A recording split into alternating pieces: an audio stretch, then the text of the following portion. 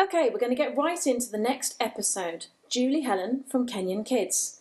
It's coming up to Red Nose Day in England. It's not something that really happens in France, and it's something I actually really miss culturally.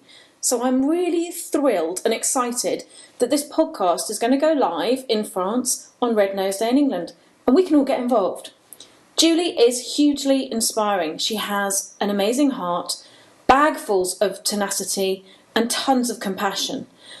Life is really quite busy for us, isn't it? And so we kind of forget sometimes that the world outside of the one that we generally are in is not living in such cosy conditions. So she's going to tell us a little bit about the charity that she set up, so Kenyan Kids, why she did it, what that impact meant to her home life, and how she's carried it on and how she's evolving it into the new Familia project. I think it's a really touching story. It's moving. Please take time out of your busy day and have a listen. You know, every decision that Julie makes for Kenyan Kids, for that organisation, she has to kind of take into account that they've got to make a commitment to a child entering their doors. So by that I mean that a 7-year-old that comes in is probably going to stay with them for about 12 years until they're going to be self-sufficient and can go out into the big wide world. Now Julie has to make sure that Kenyan Kids has got enough money, enough funds to complete on that promise to that kid. And you know, I have heard Julie speak before, I've seen her at various events, so I knew what she did, but it's with this podcast that it really brought it home to me. So I am spending some time interviewing her, editing this podcast, and in doing so, I'm hoping that I pass the baton out to some of you fireflies out there. I know there are many of you that have been hugely supportive of what she does, and I give you some ideas at the end on, even if you've been involved, how you can help. I think we all need to hear this one, so sit back, relax, let's roll. Having successfully launched 3 businesses, bilingual mum to 2 and entrepreneur Antonia Brown has connected with thousands of people, both French and international, since moving to the French Riviera. These connections allow her to speak with successful local businesses and inspirational people about life here on the Côte d'Azur and share it with you. Welcome to the Riviera Firefly podcast with your host, entrepreneur, and my mum, Antonia Brown.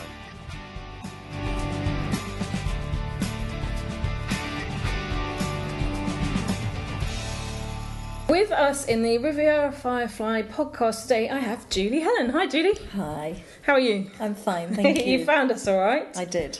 Fantastic. So Julie Hellon, for those that don't know, set up a charity organisation, an association called Kenyan Kids.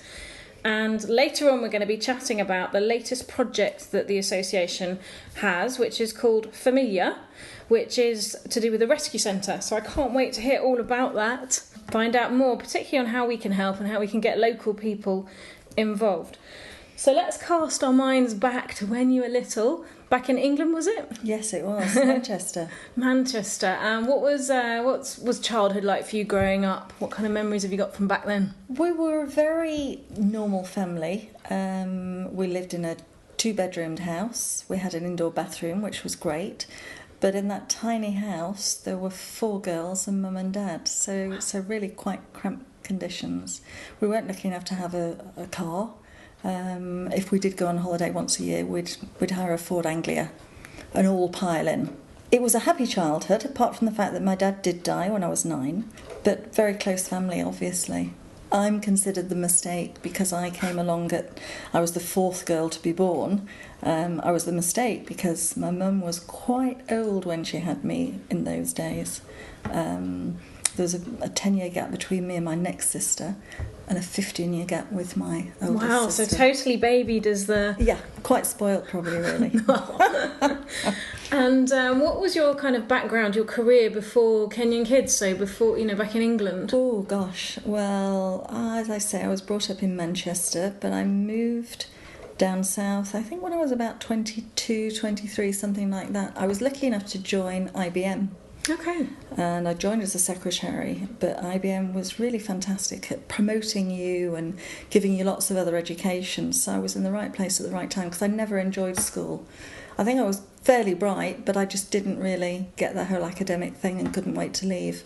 But working for IBM, they obviously recognised a bit of potential and made the most of that. So I worked my way through the ranks. Out of secretary, I became chief demonstrator, if you like, in a big environment in London. It was their showplace office on the South Bank. I then moved into sales. I then became an account manager. I worked in the public sector branch, so that was great because I used to go into Downing Street quite often. And wow. Places like that. Back in the day when one could. Yeah. So IBM were really good to me. What brought you to the Côte d'Azur then? What brought me to the Côte d'Azur? As I say, I was quite a career girl, really. And then when I got to about 36, my biological clock ticked in, or kicked in, I should say, and I suddenly thought, I want a child. I want a child. You were married by then, were you? Well, no, I was with a long-term partner, but unfortunately he didn't want any children. So, you know, we kind of split up. But I did meet my husband very, very quickly after that, and went on to have 2 wonderful children. I was quite old, repeating my mum, actually. Mm-hmm. So I was 39 when I had Guy and 41 when I had Kitty. I think it's great being an older mum, and I would always encourage somebody to do that because it keeps you young as you grow up with your kids. I think you either do it when you're very young or you do it when you're older. And I guess you did all the living, so you don't feel like you give anything up as well. Exactly. And I think as an older mum, you're a little bit more laid back because you tend to have seen it, done it. You're more selfish in actual fact. You don't want to give up the life you've had. So if kids come along, you accommodate them. So you came down to the Côte d'Azur. Is this where you had your kids, down here? Yeah. So I was living with my husband in Fulham, on Fulham Palace Road, and it didn't have any of the magic London for me at this stage. I just used to think how dirty it was and how crowded. And I knew for sure, if I had kids in London and if I carried on working for IBM, then I'd end up with a nanny. I'd end up not seeing much of the kids, and to have reached that age and made a conscious decision to have children, I really wanted to spend my life with them. So that was when we made the plan to move over here, and my husband started his business over here. I was pregnant with Guy when we moved over. Wow. That was a bit challenging because at that stage my French wasn't very good. It's still not very good. But I remember going into the La Boca clinic just after I'd had him, actually, and I had to prove my French to the midwives before they'd let me home with him, obviously. Very scary experience, actually. And not the kind of French you learn in the school when you're doing your O-levels. No, you learn push, poussez, or whatever. And then I had Kitty within another, 18 months, and I was much more laid back that time. Felt more in control of how I wanted the birth rather than just being full of panic. So what led to Kenyan Kids then? How old were the kids? How old were your kids when you sort of came up with the idea of what led to it? Being a mother was pretty much full-time for me. I was lucky enough that I didn't have to go out and work as well, which is what I didn't want to do. But by the time the kids reached to about 13 and 14...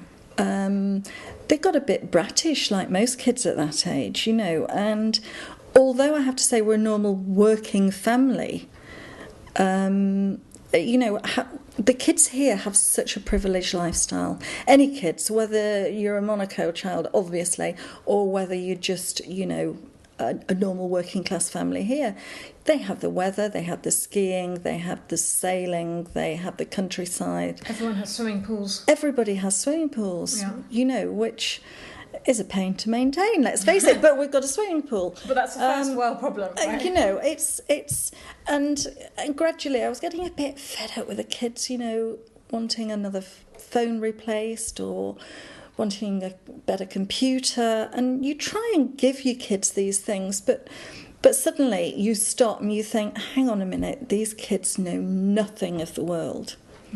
What I hadn't realised is that internally what I was saying is I probably don't know anything of the world either, because then when I decided to go to Kenya, it was so I could take Guy and Kitty to experience third world.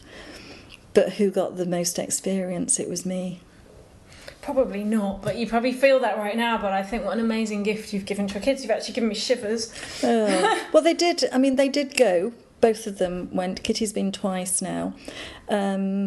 I had such high expectations of them. Probably a very bad mummy when I took them, actually, because I expected them to fully get it like I did. And of course they didn't, because the kids, you know... And it takes time for them to assimilate that and for it to go in. Of course it does. The one thing I remember, which was one of the biggest payoffs when I came back, it was about 6 months later, and Kitty was in French school at Matisse, and I can't remember which class it was in, but her teacher, it must have been something like social studies, her teacher made a comment, a one-off comment, which was, well, of course, all kids that live in the slums are dirty. And Kitty would never be one of these children that would stand up in class. And she did. And she'd say, excuse me, madame, but they're not. I've been there. I've seen how they live. They're as clean as you and I and have the same hygiene standards. And I was really proud of her that if that was only one thing she could say, it was educating others. So it has been an amazing, enriching experience for them. And it just I suppose it's a bit like sowing seeds. You sowed seeds for them. Absolutely. And over the years it's grown. So what year was Kenyan Kids started? I started around about 2010. Was that so? You went out to Kenya with the kids? I didn't go with the kids first of all because I needed to check it out myself for the safety. So I had an acquaintance who had a charity who rehabilitated street boys from Preston in the UK. So she offered for me to go out with them, which I did. And I came back, I knew I had to do something. Which I did, which I then did the nursery project. I've been to Kenya and it's kind of amazing, isn't it? You go out, it's quite shocking when you first get there because it's so different from here. And then I remember going to visit a local village or a school with someone from the hotel took us there. I'm sure they take loads of tourists. And they all come out with sort of notes running out saying, please, can I have a pen? Wanting simple things that we don't even think about. Yeah. That... I mean, it just proves to us we are such a throwaway society. The biggest smile you will get is if you give a child a pencil, because that pencil means that they can go to school and they can start to learn to write. It's a mad world we live in, isn't it, where you've got, such wastage here and such needs over there. So you're out there with your friend's charity, and it must have been a bit like a light bulb moment. The light bulb moment for me was... As part of the rehabilitation programme, the charity had a small church on the rubbish dump site. And I go to church, but to go to a church on the rubbish dump was a total revelation for me, because these are people who would not be accepted anywhere else because they live largely on the dump site. Doesn't mean they've not got a faith. And in fact, what amazes me is that these people have got so much more faith, the fact that they've nothing, compared to people who've got everything. So I went along there and I was sitting on the floor and I was surrounded by all this rotting rubbish and the smell and mosquitoes and the flies. And I really thought, what am I doing here? What can I do here? And at that moment I turned to my right and there was a little girl. She was probably no more than 18 months, just toddling. And there was some concrete that she was standing on, and the concrete changed colour, and I thought, oh, bless her, she's peed her pants. And I got my rucksack out and I had some wipes in it, and I just took her panties off and I wiped her up. Looked at her panties and they were full of holes. I mean, you would have just thrown them, but I didn't. I wrapped them in a tissue because I knew somebody would need them, because it was probably the only pair she'd got. And this little girl, bless her, I mean, she was in absolute rags, nothing on her feet. She sat her money and fell asleep.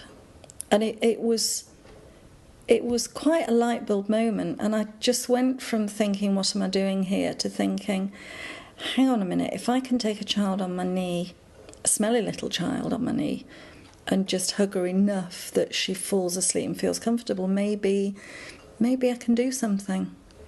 And it's just started with that little one child. So the idea is formulating. You come back to the Côte d'Azur. Yeah. And then you broach it with your husband, I guess, and the kids. And then what were the next things that happened then to get it off the ground? Oh, I mean, the biggest challenge, I have to say, was ego. Because when you're doing something like this, well, for me in particular, I remember I was walking with my friend Linda in Pondaloo, and I'm saying, oh, do you think I can do this? Do you think I can do that? And I suddenly thought, hang on a minute, this is all about me. And it shouldn't actually be about me, it should be about those kids. and what we can do there. And Linda said to me, as my husband did, she said, "Do you know, Julie, even if you only do something for 6 months, 12 months, you have an opportunity to improve those lives. Nobody's going to judge you on that. You know, if you have to walk away afterwards, whatever money you raise, whatever you do, is going to be better than what they've got now." And that really made an impact on me. And the strange thing was, you know, as soon as I decided, right, that's what I'm going to do, it was really like jumping off a cliff for me, taking that risk. And as soon as I decided to do it, the first email I opened the following day was from somebody who's now become a very good friend of mine, and she was my first significant donor. And it was as if me saying to the world, "Okay, I'm on for this." And then in came that donation. And you thought, it's possible I can convince people. Yeah. So 2010, did you say, is when it started? Okay. Yeah. And I know what it's like running a business, and that's different because you're giving a service to people here. It's so inspiring to have watched what you do. It's very difficult going and asking people for their help. You know, getting people to buy in, continued support, that kind of thing. What kind of challenges have you had to overcome in that? Well, it's interesting, isn't it? Because, you know, you're talking about my career before. I mean, my career was largely in marketing as well. And I almost feel that I'm at the time of my life where, A, I've got time on my hands, but B, I've got the skills to do it now. And it's funny how you get to a point in your life where everything kind of comes together. I felt I was doing a job I could do. I was selling a product that is really in my heart. So that's easy to do. It's not like selling a computer or something. You're selling something that you really believe in. I find it very difficult to ask for money. I will be open about that. And for me, it's not about asking money. It's getting people to acknowledge that there are ways they can maybe help. It may seem a little bit, like we said, just a pencil, but every little bit helps. And what does the money, so in the early days, what did the money go towards? Right, so what we actually did in the early days is that I wasn't sure what area I could work in. And I started looking around everywhere in the maternity homes. I went to the men's prisons. I went on to the slums. And then I came home and I just consolidated everything. Because, as you rightly said at the beginning, it can be so overwhelming when you get into that poverty environment. And I came home and I thought about it, went out again, and I went into a little village. And the poverty in the village was much worse, because what was happening is that young boys, young girls were running away from the poverty in the village, ending up in the big towns, and like London or anywhere, you know, the girls were being trafficked, the boys were ending up on the rubbish dumps. So what I did back in the village was there were also a lot of tiny children that weren't being looked after. There were young widows who were forced to go out during the day and look for work, so the children were being left on their own. So my natural thought was to maybe just open a simple creche, get a grandmother to supervise them. But then I thought, well, hang on a minute, if I'm opening a creche, I might as well open a nursery school, you know, and get somebody in the village to just supervise the kids and start teaching them. So that's what we did. So we did fundraise and built a nursery school. Which is massive. So hold on, just that's what you did. That's massive. I mean, to do that in France is massive, but to do it from afar... It was. Different culture. Different culture, and I've fallen foul of the culture many times. And you're a woman. I'm a woman, I'm white. Yeah. You know, this was why the little Mercy, the little girl that fell asleep on my knee, that was such a miracle in itself, because you wouldn't believe the areas I go to, the 2-year-olds I meet, and they run screaming. You know, because I'm a white, and it's the first white woman they've seen, even today. Wow. You know, so yes, you're absolutely right. It was a struggle with the culture, and there are still issues I have to go through on that. Is there a bit of like losing face on their part ever with like, why are you coming here to build a school, or are they okay about that? Are they? Do you know, they welcome me with open arms, because those children. We reckon we've probably put through about 130. We've opened the door in education to 130 in nursery school. What are the criteria for going to school in Kenya? They insist that every child has a school uniform. Children are sent home if they don't have uniform. Wow. There is no free education in Kenya whatsoever. And please, if you take one thing home from this podcast, just know there is no free education in Kenya. So the government make it doubly hard. A normal family has to find school fees. Then they have to find a uniform. Then they have to find leather shoes for their child, exercise books, pencils. And also, those are the requirements to go to school? Those are the requirements to go to school.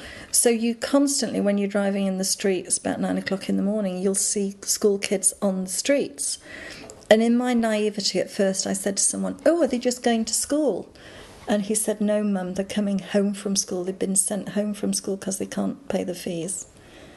And what's the fees? How much of the fees are you talking about? For us, it's nothing. I mean, because the other thing the government then did is they mandated that each child has to have a birth certificate to be accepted in school. Imagine how difficult that is for an orphan in a rural environment, right?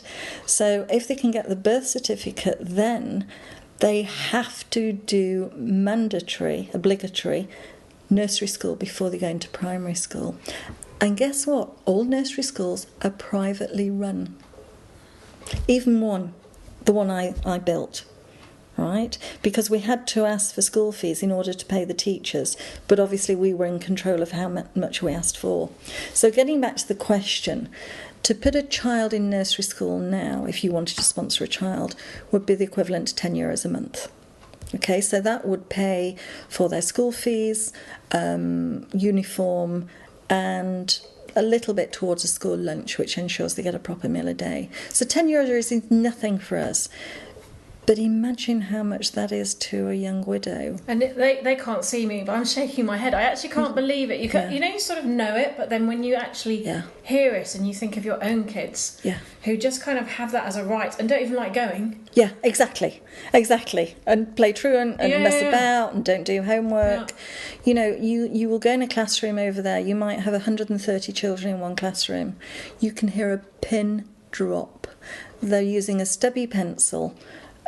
Sharing maybe 3 to a desk. You can hear a pin drop in that classroom because they all want to learn. I read a fascinating article by Michelle Obama, and she was saying that imagine you're a 9 or a 10-year-old child. Your education stops there. So you learn nothing academically from being a 9-year-old child, and you're trying to work your way into the world. What future? What doors are open to you? Just dreadful. It's not really fair, just for the where you were born. Which is kind of why that got me going on my second project for girls. So Familia. Yeah. This is the second project. This is the rescue centre. Yeah. So we've got the school. What's the rescue centre? Who is it for, and why did you set it up? Well, there's a little bit of history behind that. The rescue centre's only been running, it's only in its 3rd year now. And 3 years ago, I came back from Kenya, and I started to feel very ill. And I'd actually got malaria. And it was typical. I got a little bit complacent about how I covered myself up and used the creams. Malaria, the tablet you take for malaria, is so expensive. It was costing me about €150 each time I went just for the tablets. And I'd seen many cases of malaria, and I just thought, well, it's simple. If you got cerebral malaria, you're dead. Mm-hmm. If you got the normal malaria, as you see every day, you just take a course of 3 days worth of tablets and you're fine. So I thought, I'll risk it. It's worth €150. Well, it obviously wasn't, because coming back here I felt very, very ill, and I kept self-medicating with paracetamol and ibuprofen, which took it away. But malaria is cyclical, so you feel better and then 48 hours later you just dip again. It was a horrible 6 weeks of my life. But that same trip, I brought back a boy with me from Kenya, Zablon, or we call him Small. He's anything but small.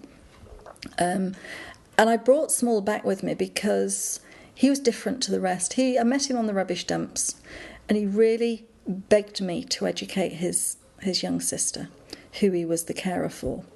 Esther was about 7 at that time. And because I was so overwhelmed with everything, I kind of pushed it away. But gradually, as I was going back, I got to know him more and more. And he was an incredibly bright boy, struggled like mad to try and get an education, brought his sister up single-handed. He used to carry her on his back as a baby, go into the market and sell eggs. Just extraordinary. But what he had was a very infectious smile. And although he didn't know the term customer service, he was straight in there, and I thought, my God, my dream for you would be to get you into Paul Augier Lycée, the hotel school, and see what happens. So anyway, we did it. So he came back with me on that trip. But little did we know that within 2 weeks of me getting back with Small, I would succumb to malaria. And he nursed me through it, really, because he knew it so well. And he knew about all the signs and symptoms. But by this time he was in French school learning the language. And he'd come home from school and he'd read to me out loud in the evenings. How old was he here? He was 21. And one of the books that he used to have was called The River Between. It's a classic Kenyan author. And it was basically talking about the missionaries coming to Kenya and education, but more importantly, FGM, female genital mutilation with the girls. And he'd read a chapter and we'd discuss it. And as we discussed it, I started to really understand the plight of the girls. So where my journey had started with rehabilitation of street boys, when I asked the question, what happens to the girls, I was just told, well, they're trafficked, they go into prostitution, they're pushed out if they've got families to go and work on the streets from being 12, they go into early marriage, FGM, just horrendous. The worst thing possible is the lack of dignity, I think. And for any of us who've got girl children, they reach adolescence, they start menstruating, we go into Leclerc and we buy the whole shelf full of pads for them, to look after them.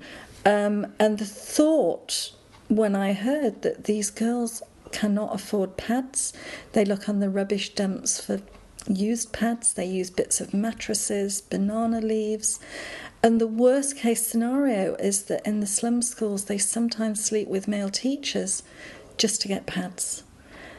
And this just broke my heart. It just, having Kitty, my daughter, it just broke my heart to think that girls have to go through those kinds of things. So I just said to Small, I said, right, I am going back to Kenya, because I didn't think I would when I was so ill.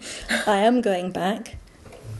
Let's find some girls. Let's go and find the girls that need help most. So Familia now is what exactly? Yeah, so we've got 10 girls, right? I thought we'd only pick adolescent girls up.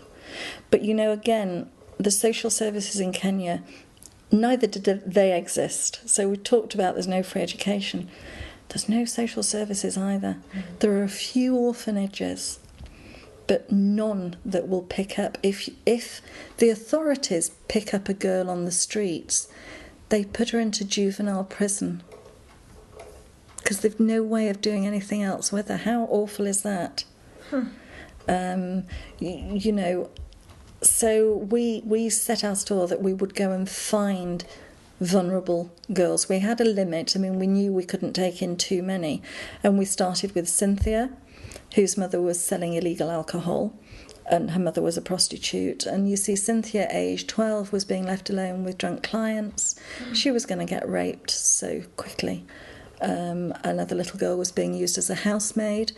A housemaid is a name for a young girl that has to sleep with every man in that household. One of the other little girls I picked up, Millie, was 8. Her mother had punished her severely. She'd tied her wrists together and put newspaper soaked in paraffin and set her alight because she'd stolen 20 bob, which is like about 3 centimes to feed her younger siblings. I happened to be on the trip when I got the call about Millie, so I was able to help, and we brought her in straight away. So each of our 10 girls have got a horrific story of either physical or sexual abuse. But they're safe now. They're safe. So they come into the centre and they live there today. We're a family. I mean, it's not... What I want to do, the reason we chose the word familiar for this project is it means family in so many words. I didn't want us to be classed as an orphanage. I didn't want the girls to be institutionalised. So we're only 10. We have a house mum during the day and a house mum at night. The girls do all their own chores. They cook for themselves. They do their laundry themselves. They mop the floors. It's a normal family that I wanted them to bring up in. But obviously we pay rent on their accommodation. We have to find that. We pay the school fees. We take the donated clothing over for them. We look after the general welfare. If they need hospitalising for anything, we take care of them. It's an amazing story, and we'll go on later on to how people can help and support these projects. But going back to Small, I imagine that when you brought him over here, that might have raised a few eyebrows. It's kind of quite a brave move, I think, to sort of take him out of a very different culture and bring him back here. And I'm sure in your line of business you have lots of people that are very positive and helpful, but there will also be remarks that maybe aren't as constructive. Share with me why you brought him back. I mean, I see the whole future in the hotel. Yeah, there's lots of issues there, and do you know, I'll be totally honest, I mentioned it to my kids. I mentioned it to my husband. My husband kind of went, don't know why you want to do it, but okay. My kids were against it, even though they'd met him. And you know, I did it anyway. It has been a success, I believe. My kids, fortunately, have now forgiven me because they love him to bits. In fact, Kitty refers to him as my brother from another mother. I think they're getting to the stage now where they are incredibly proud, because imagine, you know, bringing a young man into a house where Guy was of a similar age, and suddenly all the focus was on Small's success. So, you know, if I'm totally honest, it wasn't easy at first. I've not met anybody else that I would do that for. I remember us coming into Nice airport on the plane, and he got a window seat, and it was his first flight. And I'm looking out, peering over him, because for those of us that love living on the Côte d'Azur, you know, you get that view when you come in over the sea. And I remember squeezing his arm and saying, you know, if this doesn't work, you go back. It's really not a problem. You're not doing this for me. Mm-hmm. You must be doing it for yourself.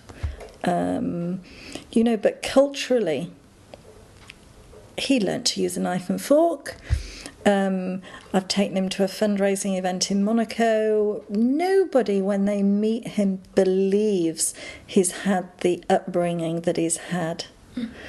But he's an invaluable part of the charity, because culturally, when I'm there, if I make mistakes, he will tell me off, you know, and he will give me advice on the best way of going about these things. So he kind of goes back out there to sort of as an ambassador, or yes. How does it work? I mean, I think he would like to see his life here, most certainly, and a lot of people would criticise that. But then he is a little bit special. I can't see that I would bring any of the girls out here, because we need to build leadership in Kenya. We need to change things on the ground in Kenya.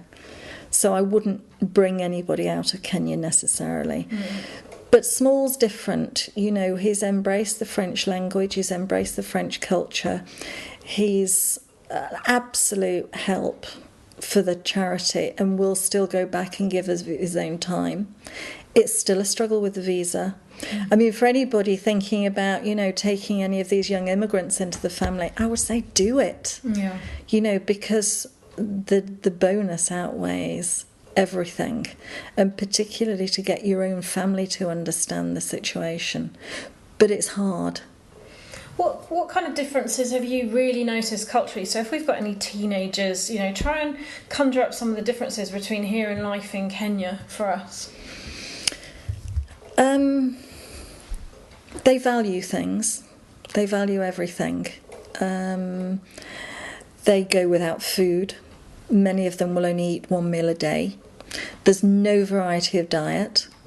I know when I was in Kenya, something I found quite shocking was public transport, or transport, full stop. So, I felt like I was taking my life in my own hands, you know, just going on their bus.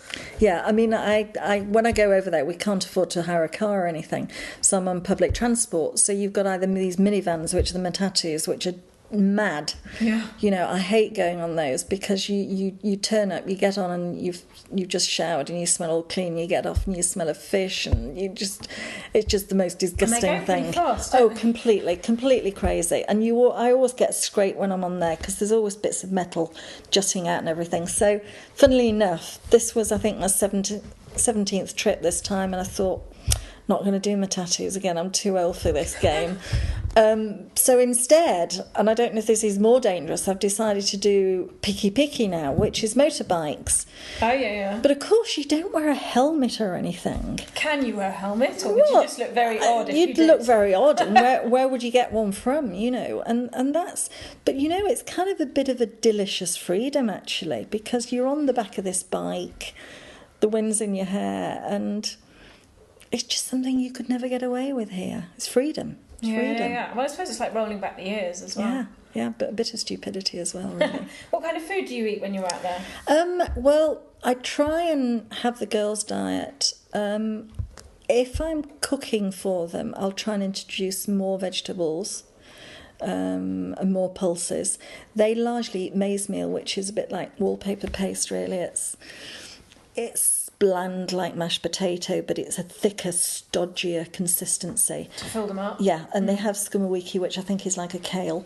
Okay. So you're right about filling up, because, I mean, I can only eat like a dumpling size worth of it, but they would eat a whole plate full. And then skumawiki, it's a green vegetable, so it has quite a few, you know, vitamins in it. They'll supplement it a little bit with tomatoes and onions. And no meat then? They don't eat expensive. meat. It's too expensive. I buy chicken when I'm there, so we'll have chicken. But again, one chicken will feed 10 girls. You know, we'll have a foot each and a neck and a this, that and the other. So there's no wastage? No wastage whatsoever. The strangest thing for me was waking up one night, because I stay with the girls when I'm there. The house was filled with flying ants. It was of biblical proportions. It was a nightmare. All I could do was get under my mosquito net and hide under my pillow, because they were enormous. But I was puzzled to find the houseman and the girls collecting them up. No. And the next morning when we all got up, there were bowls full of these fat ants still squirming. And I went, what are you doing with them? And Rosie went, she said, food for Africa. I went, what do you mean, food for Africa? She said, wait and see. And they ate them in the evening, and they're a huge source of protein. And sprinkled with salt, they're a bit nutty. You know, I didn't have many, but... You're not convincing me here, actually. No. But, I mean, out in China, there are certain insects that have become delicacies. They're all full of protein. Fried white just ants. Just squeamish. Yeah, no. So that's... I love eating goat when I'm out there. So the wildlife out there, so that people keep goats, what other kind of things do you sort of see and hear from your... We had chickens. I mean, again, you know, we try these things, and I'm sure people don't believe it, but, you know, we had, 12 chickens, but it's very difficult to look after chickens when you've not got the experience. And they got a virus and died. I had a funny story while I was there this time, because we had 2 goats, Cinderella and Prince Charming, and they had 2 kids. One of the kids died because it got out net too much. And then the second one, I got a phone call late one night saying alligator had eaten the baby goat. And I thought, oh my God, what's happening here? It was only the next day that I then realised, after we'd researched it, that of course there are no alligators there. And it was a neighbour's dog that had eaten the goat. And the neighbour was trying to cover up the misdemeanour of her dog. You know, so you get weird things like that never happened and here. And these kind of phone calls that you get from afar here, sort of, you're here in France, dramas to deal with, which is probably 20 years ago wasn't what you were thinking you were going to get as a phone call. No. And I mean, even in the time I've been doing it, in the 6-7 years, it's changed a lot, because now we've got WhatsApp, we've got Facebook Messenger. Yeah. Airtime's very expensive to buy over there. That's the other thing. I mean, we're so used to the internet here, but if we wanted the girls to be online all the time for communication, it would be about €30 a month. That's a salary for somebody over there. But occasionally, we'll have enough airtime that we WhatsApp each other, which is brilliant. So you've eaten some very weird things out there. I salute you for that, because I don't think I would be able to do it. Yeah. And I guess you've met a real amazing variety of people out there. Yeah. I mean, again, going back to the rubbish dump site and the little church there, there's lots of reformed people that come there. And to get somebody to stand up in church and tell their life story, there's one guy in particular that I was in awe of, Hassan, he was called, and his mum threw him down a pit latrine when he was a baby. He was born because she didn't want him. Happens. His grandmother saved him. There was some mediation went on with his mum, but she threw him away again. Anyway, this little boy grew up to be, as you can imagine, the hardest child, the hardest criminal, absolute murderer. He's been in and out of prison, but bless him, he's found Christ, he's reformed. And he was standing up and speaking, and I was in the audience looking at him going, my goodness me, I would not want to meet you on a dark night. Another lovely guy I met, again, he was coming in and doing our gardening work for us, and I was giving him, like €5 here and there. And then one lunchtime I sat down with him and I said, tell me your story. Because I knew he was a pastor. I said, how did you get into the church? What was your story? And he said, I wasn't always a pastor. He said, I used to organise the biggest crime scene between here and Mombasa. If anybody brought a gun into Kisumu, they had to speak to me first. And I'm going, what? And he was deadly serious. And the chief commissioner in the local police force had actually warned him. He was on the run constantly, and he'd said, next time I see you, you're dead. And the guy caught him, put a gun at his head, and at that point this guy said to God, he went, if I get out of this, I'll turn my life over to you. It's like what you hear about in movies. Oh, it is. And the gun went off and he ran, and he turned himself in, did his prison sentence for all his misdemeanours, and he's a gardener now. But it's meeting people like that. These people know what I'm doing, and rightly or wrongly, or maybe a bit naively, I think they kind of almost respect me because they know I come so far to help one of their own. So in a way, I kind of feel safe when I'm there, even with the murderers, and it's. Well, you're not their enemy. Yeah. No, I'm not. Yeah. So it must be difficult for you to kind of go through this experience and think of something that you're proud of. There must be quite a few things that you're proud of in this experience. I always say I'm proud of Small to come over here and take on what he's doing. I have to be most proud to say that my kids didn't desert me in bringing him into the house as well. Well, thanks, Julie, for that insight into life in Kenya. In the interest of time, I wanted to summarise the end of our conversation. Julie couldn't tell me enough about the amazing fundraising effort the Paddy Warwick runners did in last year's marathon in November 2016. They raised an incredible amount of money, and they allowed the charity to secure a premises for a decent future. That's an amazing accomplishment, a lifesaver, a life changer. Maybe you were a runner, or you were a sponsor, or like Karen Sharp, you're always baking fabulous cakes to sell. Julie, Kenyan Kids, they all thank you. Every penny goes to them. I said earlier on that Julie's constantly looking to fulfil her commitment to these kids and promise to them. So the bottom line is they need money to keep that going. Now, we don't actually here in France get asked to sponsor that much or even to volunteer that much. So I'm hoping that some of these ideas are going to grab your attention. I'm going to throw in the jewel in the crown right now before you switch off. Someone who has experience in applying for grants and subventions Or maybe you've got a French neighbour, someone that you know that's retired, or someone that did that before in a previous life. Get them to get in touch, KenyanKids.org. Maybe you could commit to donating the price of a dinner, €50. Or if you dine in better places than me, what about a nice round €100? A monthly standing order. A commitment to the kids is what's really needed here. Awareness for our own teenager. Could you get Julie to come in and talk to your school? There must be international schools that people have got contacts with. Kids, teenagers, they could and they should be interested in the world around us. And a talk by Julie and a project maybe getting the kids to raise a tenner to send to the children to get them to go to school. That could be an amazing, great learning opportunity for all those children in the classes here in France. Little kids can do their bit too. Remember, €1 a month keeps a young girl in security. She can buy feminine products and doesn't need to sell her body to her teacher. Can't believe that happens. Something that our daughters, our sisters, our nieces, they take for granted. I'm going to ask my daughter, who's listening in, whether she can earn some pocket money and do this regularly. Donating through their website is super easy. You can use PayPal. They need to keep their profile up, communicating to the donors, encouraging people to get involved. Perhaps you could keep their Facebook page updated, an hour a week. You may be on Facebook anyway, so what's an extra 15 minutes here and there going to make? Or help with admin. They need a self-starter who can help fill in forms and do all the paperwork, that kind of thing.